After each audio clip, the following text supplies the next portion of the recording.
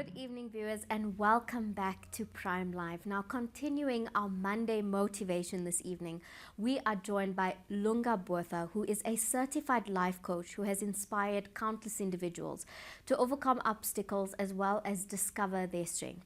Lunga's personal journey is a testament to her resilience, her courage, and having faced a daunting challenge of stage 4 cancer, emerging as stronger and more determined than ever. I'm honored to have her in studio with us and to delve a little bit more into her journey. Good evening, Lunga. Thank you for joining us on Prime Live. Good evening. Thank you for having me here on Prime Live. I mean, it is such an honor and a privilege for us to be able to sit down with you and actually have this conversation, especially because I know a lot of viewers are going to benefit a lot from our conversation today. And speaking about that, sometimes being diagnosed with cancer, the C word, the big C word, can feel like a death sentence for a lot of people. And just hearing that diagnosis can make them feel like, okay, my life is completely over. I had so many dreams, so many aspirations. There's so many things I wanted to do, but that's not what you did. And that's what I love. Can you tell us a bit more about your journey and a bit more about how you felt when you were diagnosed, and what was your mindset going forward that, okay, I've got this diagnosis, now this is what I'm going to do?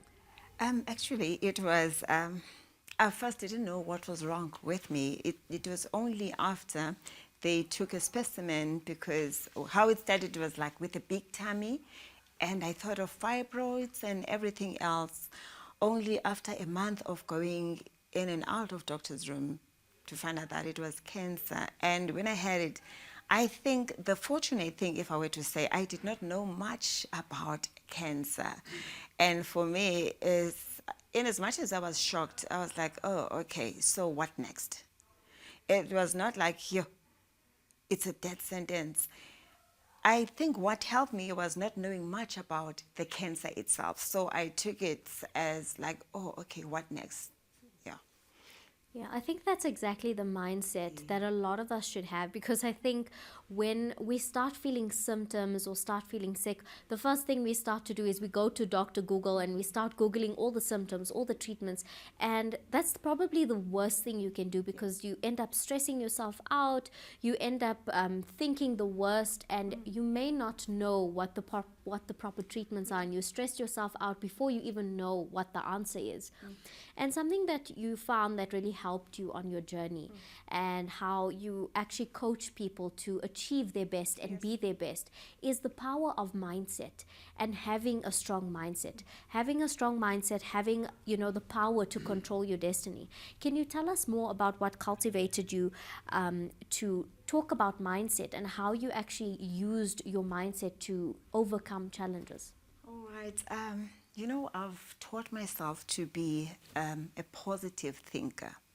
So when I got the diagnosis, I used that mindset of being a positive thinker. Positive thinking is not like lying to yourself.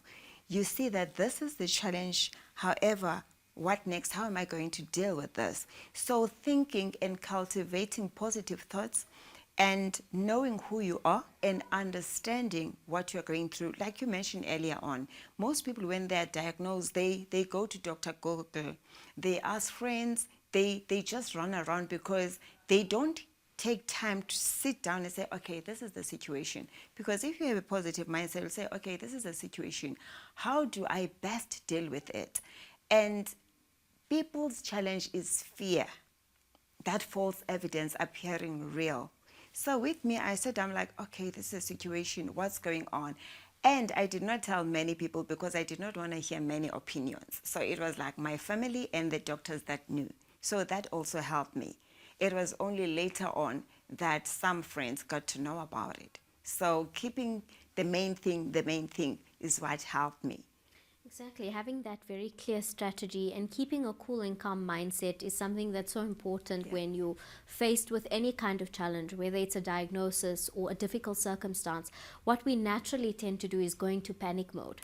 And when we start panicking, those negative thoughts tend to take over your mind. And that's all you can think about is, what am I going to do now? Oh, but I wanted to get that new job. I wanted to do this. I wanted to do that. How am I going to get it now? And I love what you shared there, is that keeping your thoughts positive will definitely show that, or make your actions positive as well, and will make your overall experience positive. Yes. Now, something also that was a very big part of your journey was self care. And we look at social media, and there's a lot of different ways in which young people will tell us this is self care.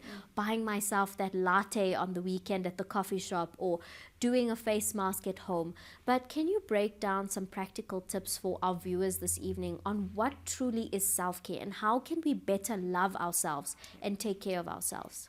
Good point there. You know, love yourself. Loving yourself is coming first. However, coming first, putting yourself first, that does not mean being selfish, but you be conscious of who you are, taking care of yourself. For instance, I'm a healthy eater. And when I was diagnosed, it made it even worse. Like, I eat healthy food, I know what not to do, and being active. And keeping around good people around you, positive thinkers, people that share the same values with you. Because if you have people that are fearful, you'll also be fearful. So people out there need to keep the right people around themselves. That's very important. You don't want to keep people that talk down on yourself. And you must also know who you are. Self-awareness, what you like, what you do not like, what are your core values, what makes you happy, and also stop the negative doubting questions or thinking about yourself, because people nowadays is people want to be validated by social media. No, love yourself, know who you are, respect yourself also. Yes, it is good to do the outer care, but the main care is on the internal. You can look beautiful and pretty with makeup and all that, but if you are inwardly perishing, that's very detrimental. So you need to take care of yourself from the inside, and that goes with having gratitude, being grateful of who you are, being grateful of what you have, and not comparing yourself with others. You don't know the people that you see on social media, what are they going through? And most times people put a front up there, and our young people look at those people and think that's all there is to life, whereas there's a lot more that's happening behind the scenes in people's lives. Now, that's incredibly powerful what you've shared, and I completely understand what you're saying. And I think a lot of people watching now will be able to resonate with what you're saying, because in the world of social media, we see people putting out images and videos and content that they want us to see. So we have these very warped ideas of what life looks like and what reality looks like. And something that really stood out for me, what you said, is that it's so important who you surround yourself with. Who is your inner circle? Who are your friends? Who are the people that are your closest knit group? And those are the people that can have such a big impact on who you become and the kind of person you are. I mean, even accepting a diagnosis like this, if you are surrounded by supportive, loving people who have a positive mindset, you will feel supported, you will feel loved, and you will feel positive as well. And I think that's an important message for our young people out there. Is in the world of social media, even friendships can become extremely superficial, and it's so important to do, that audit on your friend circle and see that your friend circle are the kind of people who are supporting you and supporting your growth. Now, something that is inevitable in life is ups and downs. We are all going to have difficulties. We're all going to have, challenges that are going to meet us along the way. And I'm a firm believer in the fact that, failure is a step to success, and it's a step to growth. What are, some tips and advice that you can share with our viewers this evening when it comes to overcoming those ups and downs in that wave of life? That's my favorite question, and my favorite answer is nothing is impossible in life. The impossibility exists in your mind. When you keep positive people around you, when you think positive thoughts, can I just go back to that? It's not lying to yourself. It's not saying, I am slim, I am rich, or whatever. You can say whatever you want as long as you have a goal towards it. If, for an example, you say, I am an author of a book in your mind, you are telling yourself, this is the journey that I'm going to. And also having a positive mindset, meaning that, nothing is impossible, I can do this.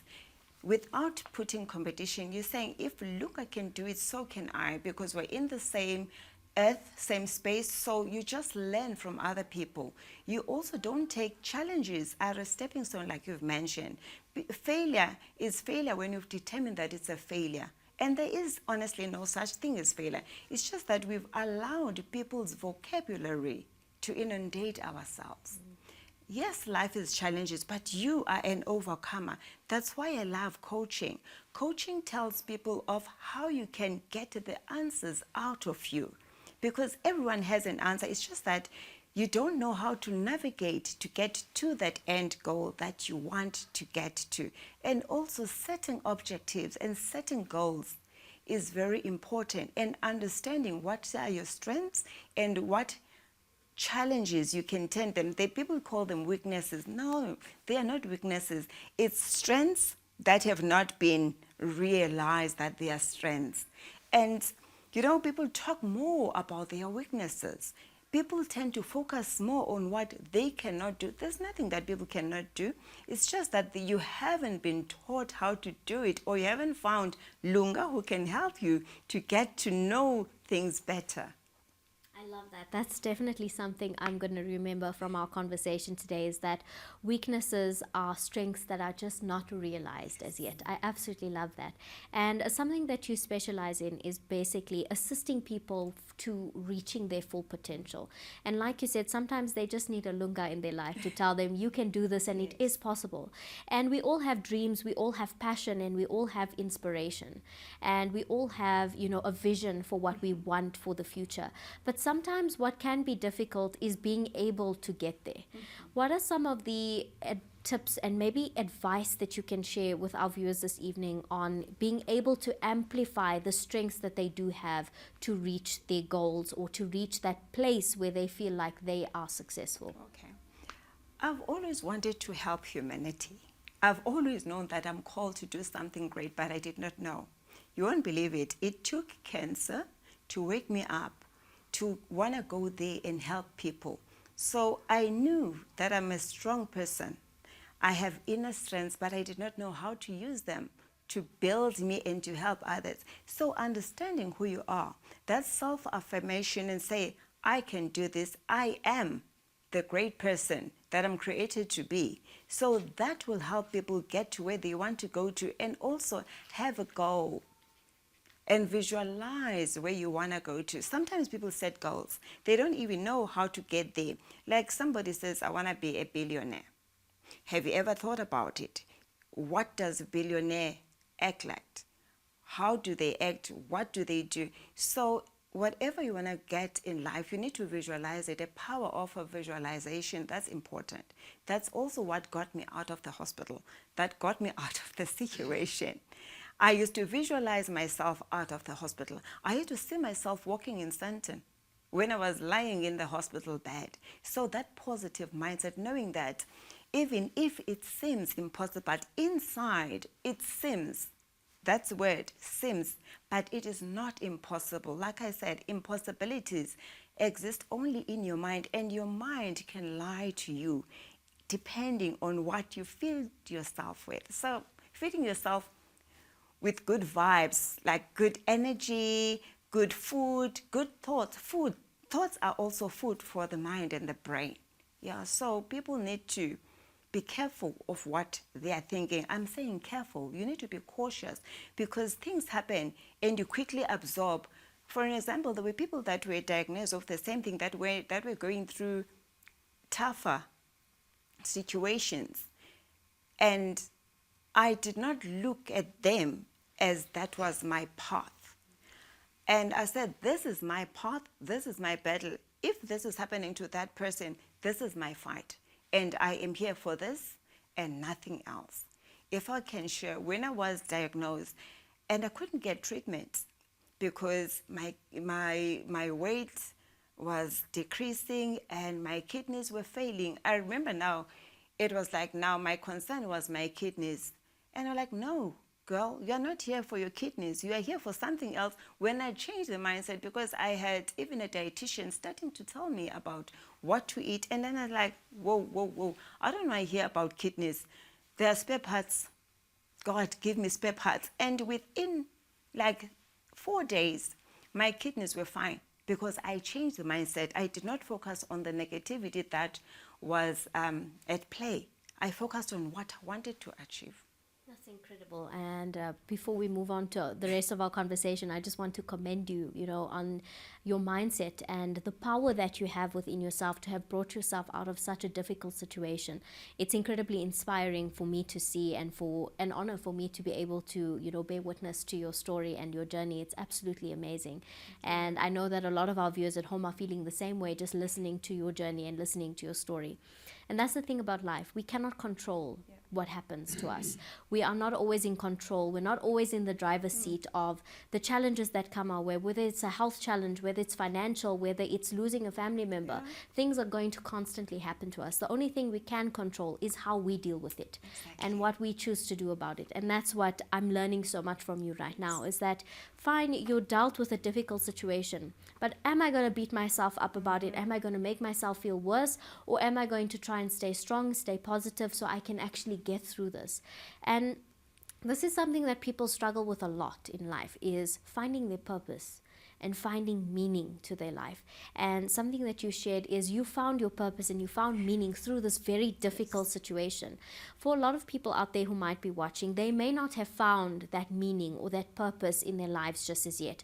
What would you like to say to them, to people who might be watching now, who are looking at you and feeling like, wow, she's amazing. I mean, I wish I had so much of drive and I wish I had found my purpose. What would you say to them right now? I would tell them, I'm telling you, viewers, you are amazing. But you haven't realized that we are all amazing in different ways. To find your purpose is, sometimes we find our purpose is through challenges. And also you can sit and think, what is it that I love doing the most? What draws my attention? You can be like, you like cooking. Maybe that's your skill. Find out, what is it that I like doing them. Even if you are not doing it, what attracts you? When you're watching people, what does your mind lean towards you? What does your desire, what resonates with you? So you can find your purpose in that. And it takes time for some people. There's things that I wanted to do, but I just wanted to do because I saw them done. It was not me. So our purposes are different. As we're different people, like coaching. I never thought of coaching. I, however, knew I wanted to help people, but I did not know what's that niche, what that thing. So for people, take time. Do not compare yourself with others. Dream, sleep. The people don't use sleep time as a dreaming time. You know, dreaming, some things are revealed when you dream. And do not ask people who do not know you. Try to find out, even from friends and family, what are your strengths? Who are you? Other people will tell you differently than what you think. Like, I can say I'm Lunga, I'm this, but my friends, family, people, my close net can tell me something different, something that is my strength that I was not aware of. So purposes are found in different ways. There is no one way of finding it. Like, really, who finds their purpose from being diagnosed from a near-death situation? So to crown it is that there is no one way. However, find what resonates with you. What do you love the most? What do you like doing? So, yeah. I think there's no timeline to finding your purpose, and I think that's why a lot of people feel so much pressure that, oh, by this age I need to have my life figured out. And I think people in their 20s have a lot of that pressure, and including young people, like kids in high school, they have a lot of societal pressure. Oh, by 25 I need to be married and I need to have kids, or by 30 I should have my career in order. I think we put these timelines on ourselves that put a lot of unnecessary pressure on us. And I want to take our conversation to those very young people. Let's talk about the young children in high school. I know that kids in the world have a lot more pressure and a lot of different challenges to deal with than when I was possibly in high school, especially with the introduction of social media. It can have a very negative effect on your self-confidence and your self-belief, looking at all these influencers on social media who are constantly talking about the latest beauty trends, and then you have all these social media filters who make people look perfect all the time, and then you have young girls and boys who are constantly comparing themselves. What advice would you share to them, the young kids who are growing up in this very social media driven generation that is full of influence, but not always the good kind of influence? if I could, I would stay away from social media if you can't take the pressure. There's so much pressure there. You have to first understand who you are. You get influenced because you don't know who you are. Yes, there's positive influence, there's negative influence. Youngsters put themselves under pressure. That's why sometimes people end up doing things that they don't want to do, but they are forced. So take it easy on yourself. Not everything comes at the same time. For an example, who said that you have to be married at 25 at a certain age? Who said that? My belief system is like, I've never been a pressure person. I do things my own time. Yes, I may delay at certain times, but who told me that this is the right age? It's pressure. If you can keep the main thing, if you are in high school, finish your high school. You want to go to tertiary, go to tertiary. Everything else, you will still find it on the other side. The things that we thought were important then, they were not as important. And also, I would also say parents, try to help your children. Parents are too free. I don't want to say loose. They are too free with their children. They allow them to do things and cry later on because there were things that if I had known, I would not have done them, because there's something that I don't like doing, to say sorry for something that you could have avoided. So avoid pressure. It's possible. There's nobody who says no pressure. Even if you go to school, you don't have the latest trends. You eat, you sleep, you still live. Appreciate what you have. People have lost the value of gratitude. If people can have gratitude, be grateful that I have a life. And there are people, there was a Lunga who was sitting in hospital who wished that I could be walking outside. Appreciate what you have. Appreciate the parents that you have. Some of us don't come from well-off families. However, we listen to the parents and look at where we are now. The upbringing is very important, and not to put pressure on yourself. Yes, there is social media for good, and not all the things that we see on social media are true. People put a front there to try and pressurize other people for the lives that they also want to have and they don't have. And sometimes you put something there. What I personally do is I put a planner. This is where I want to be. Even if you're in high school, have a planner. Say, this is where I want to go. Put pictures. Visualize, say, okay, at this day, this is what I wanted. Even if you don't make it at that time, we don't reach our destination the same way. We even know that when people are running a race, they don't get to the finish line at the same time. They, however, do get there. No pressure. Life is like this because we put so much pressure based on people that they themselves are under pressure, but they don't show us that they are under pressure. So I would say to youngsters out there, take it easy. One obstacle at a time, one step at a time. I'm not saying that be slow. Yes, have a dream, have goals, have a vision. That will help you to propel to where you want to go to. If you are running a race and you don't know where the finish line is, what's the point? Because you are seeing me on social media, you think it's all cool and perfect. No. I'm telling you, youngsters out there, the things that we see are not so perfect.